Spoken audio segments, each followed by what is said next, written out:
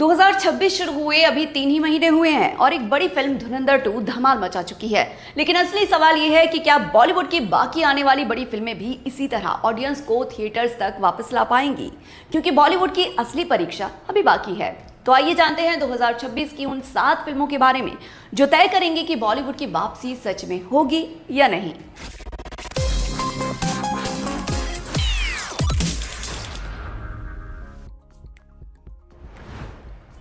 शाहरुख खान की film king सिर्फ एक और एक्शन फिल्म नहीं मानी जा रही है। इस फिल्म को लेकर सबसे बड़ी चर्चा ये है कि ये उनके करियर का अगला बड़ा फेज तय कर सकती है। पठान और जवान के बाद ऑडियंस अब उनसे एक और बड़े सिनेमैटिक एक्सपीरियंस की उम्मीद कर रहे हैं और इस बार स्केल पहले से भी बड़ा बताया जा रहा है। खास बात यह है कि किंग को एक पैन वर्ल्ड प्रोजेक्ट की तरह बताया जा रहा है, यानी ये सिर्फ इंडिया के लिए नहीं बल्कि ग्लोबल ऑडियंस को ध्यान में रखकर डिजाइन की जा रही है। फिल्म को सिद्धार्थ आनंद डायरेक्ट कर रहे हैं, जिन्होंने पहले पठान और वॉर जैसी हाई स्केल एक्शन फिल्में बनाई हैं।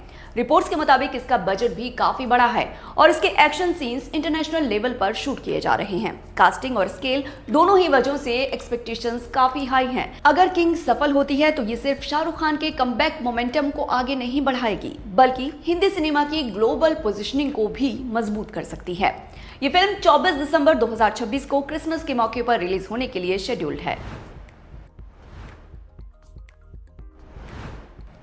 पिछले कुछ सालों में धर्म आधारित फिल्मों का ट्रेंड तेजी से बढ़ रहा है, लेकिन अब ऑडियंस सिर्फ बड़े सेट्स और हैवी वीएफएक्स से सेटिस्फाई नहीं होती, वो ऑथेंटिसिटी भी चाहती है और इमोशनल कनेक्ट भी। रामायण पार्ट 1 इसीलिए बेहद जरूरी फिल्म मानी जा रही है, क्योंकि ये सिर्फ एक फिल्म नहीं है बल्कि एक कल्चरल रिस्पॉन्सिबिलिटी है। रामायण जैसी कहानी भारत में सिर्फ एंटरटेनमेंट नहीं होती बल्कि लोगों की आस्था और इमोशन से भी जुड़ी होती है। इसीलिए इस फिल्म से उम्मीदें भी बहुत ज्यादा हैं। खास बात यह भी है कि इस फिल्म को बहुत बड़े स्केल पर बनाया जा रहा है। रिपोर्ट्स के मुताबिक इसका बजट इसे इंडियन सिनेमा की सबसे बड़ी फिल्म बनाता है और इसके वीएफएक्स पर इंटरनेशनल लेवल की टीम काम कर रही है। साथ ही रणबीर कपूर, साई पल्लवी, यश और सनी देओल जैसी कास्टिंग इसे पैन इंडिया लेवल की फिल्म बना देती है। साउथ सिनेमा पहले ही बाहुबली जैसी फिल्मों से साबित कर चुका है कि माइथोलॉजी को बड़े स्केल पर कैसे पेश किया जा सकता है। अब ऑडियंस ये देखना चाहती है कि क्या हिंदी सिनेमा भी उसी लेवल का सिनेमैटिक एक्सपीरियंस दे सकता है।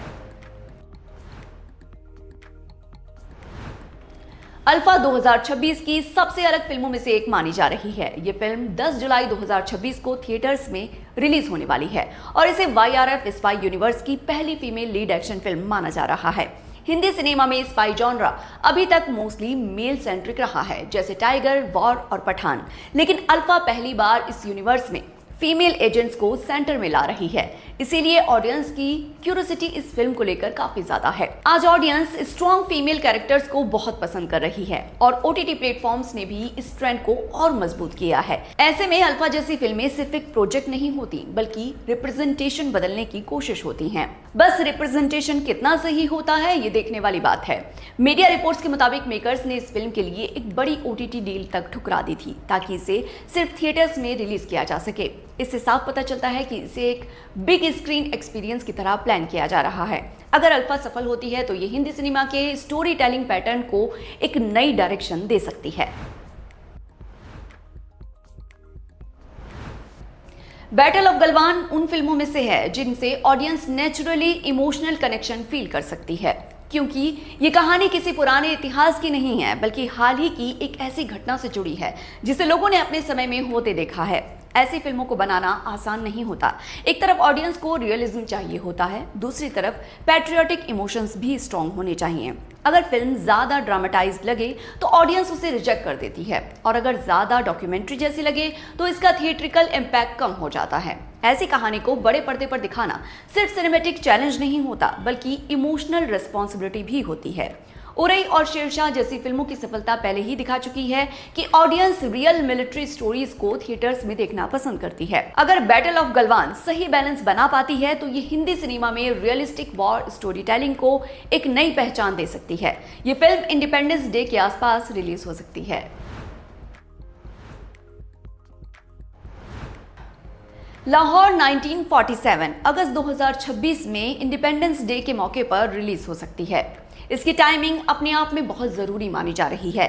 देश के बंटवारे जैसी कहानी हमेशा दर्शकों के साथ गहरा इमोशनल कनेक्शन बनाती है और ऐसी फिल्में अक्सर सिर्फ एंटरटेनमेंट नहीं बल्कि इतिहास और इंसानियत की कहानी भी बन जाती हैं।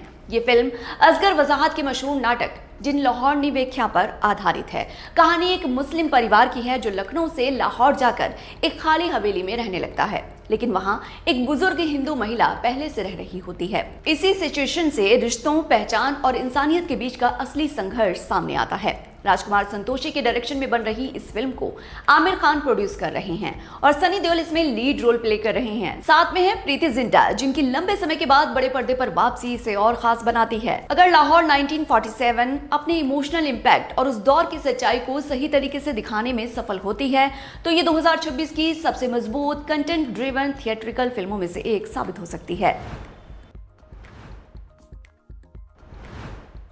भूत बंगला 10 अप्रैल 2026 को थिएटर्स में रिलीज होने वाली है। एक फैंटेसी हॉरर कॉमेडी फिल्म और इसे 2026 की बड़ी थिएट्रिकल रिलीज गिना जा रहा है। पिछले कुछ सालों में देखा गया है कि हॉरर कॉमेडी जॉनरा ने ऑडियंस को थिएटर्स तक वापस लाने में बड़ी भूमिका निभाई है, इसीलिए इस फिल्म से भी वैसी ही उम्मीद की जा रही है। इस फिल्म की सबसे खास बात है अक्षय कुमार और प्रियदर्शन की 14 साल के बाद वापसी। इससे पहले दोनों की जोड़ी हेरा फेरी, भूल भुलैया और गरम मसाला जैसी यादगार मनोरंजक फिल्में दे चुकी है। साथ में हैं तब्बू, परेश रावल और राजपाल यादव जैसे कलाकार, जिनकी मौजूदगी इसे एक स्ट्रॉन्ग कॉमेडी कास्ट बनाती है, जिससे नॉस्टैल्जिया फैक्टर भी जुड़ जाता है। फिल्म की कहानी एक हॉन्टेड हवेली के आसपास घूमती है, जहां एक ऐसा कैरेक्टर जो शुरुआत में भूत प्रेत पर विश्वास नहीं करता, धीरे धीरे अजीब घटनाओं में फंसता जाता है। अगर भूत बंगला डर और मजाक का सही बैलेंस बना पाती है तो ये साबित कर सकती है कि फैमिली फ्रेंडली एंटरटेनमेंट आज भी थिएटर्स में बड़ा क्राउड खींचने की ताकत रखता है। हॉरर कॉमेडी के ही जॉनरा की एक और फिल्म इस साल आएगी, वो है शक्तिशालिनी। ये फिल्म 24 दिसंबर 2026 को क्रिसमस के मौके पर थिएटर्स में रिलीज होने वाली है और इसे मैडॉक हॉरर कॉमेडी यूनिवर्स की एक जरूरी फिल्म माना जा रहा है। ये वही यूनिवर्स है जिसने स्त्री, भेड़िया और मुंजिया जैसी सफल फिल्में दी हैं, इसीलिए इस फिल्म से ऑडियंस की एक्सपेक्टेशन पहले से भी काफी ज्यादा है। इस फिल्म की खास बात यह है कि ये सिर्फ हॉरर कॉमेडी नहीं बल्कि ज्यादा इमोशनल और सीरियस टोन वाली सुपरनैचुरल कहानी बताई जा रही है। ये कैरेक्टर इस पूरे यूनिवर्स की कहानी को आगे बढ़ाने में इंपॉर्टेंट रोल प्ले कर सकता है। इस फिल्म में अनीत पड्डा मेन रोल में नजर आएंगी, साथ ही विशाल जेठवा, रणदीप हुड्डा और लक्ष्य जैसे कलाकार भी जुड़े बताए जा रहे हैं। आज के वक्त में मैडॉक का हॉरर यूनिवर्स थिएटर्स में ऑडियंस खींचने वाले सबसे भरोसेमंद सिनेमैटिक यूनिवर्स में से एक बन गया है। हालांकि कहा जा रहा है कि इस फिल्म की रिलीज डेट आगे पीछे हो सकती है, क्योंकि इसी दिन शाहरुख खान की किंग भी रिलीज हो रही है। अगर ध्यान से देखा जाए तो 2026 की ये फिल्में सिर्फ अलग अलग प्रोजेक्ट्स नहीं हैं, बल्कि बॉलीवुड की पूरी दिशा तय करने वाला लाइनअप है। इस लिस्ट में हर जॉनरा अपनी तरफ से दर्शकों को खींचने की कोशिश कर रहा है। अब ये देखना दिलचस्प होगा कि इनमें से कौन सी फिल्म सच में बॉक्स ऑफिस पर बड़ा असर छोड़ पाती है और बॉलीवुड की वापसी को मजबूत बनाती है। आपके हिसाब से इनमें से कौन सी फिल्म सबसे ज्यादा इंपैक्ट डाल सकती है? नीचे कमेंट बॉक्स में जरूर बताइए। और ऐसे ही इंटरेस्टिंग बॉलीवुड एनालिसिस वीडियोस देखने के लिए चैनल को सब्सक्राइब करना ना भूलें, साथ ही बेल आइकन भी प्रेस करें।